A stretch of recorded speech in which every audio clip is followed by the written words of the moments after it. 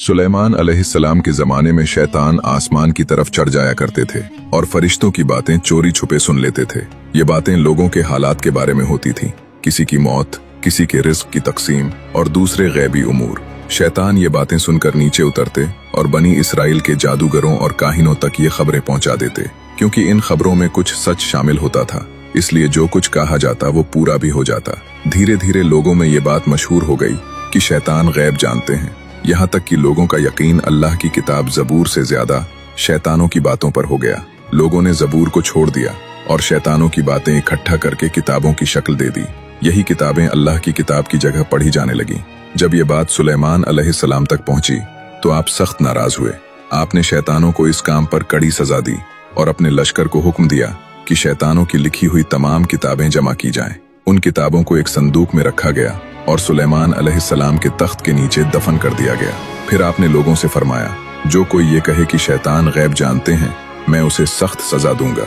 और शैतानों को चेतावनी दी कि अगर कोई इस संदूक के करीब भी गया तो जलकर राख हो जाएगा।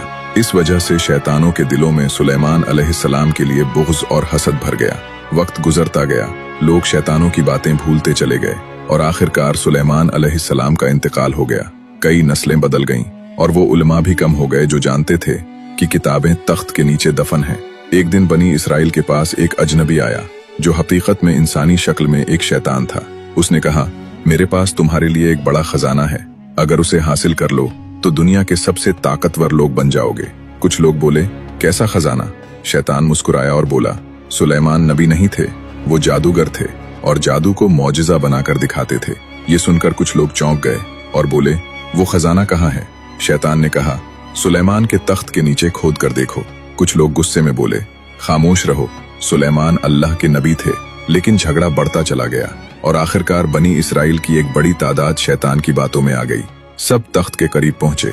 शैतान खुद पीछे खड़ा रहा क्योंकि वो जानता था कि करीब गया तो जल जाएगा। उसने कहा, तुम खुद खोदो, मैं यहीं खड़ा हूँ। जब जमीन खोदी गई तो वाकई एक संदूक निकला।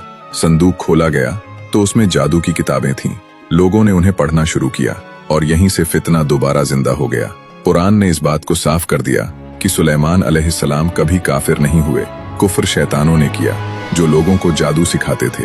ये वाकया हमें सिखाता है कि जब लोग वही को छोड़कर चालाकी और शैतानी इल्म के पीछे जाते हैं तो हिदायत हाथ से निकल जाती है।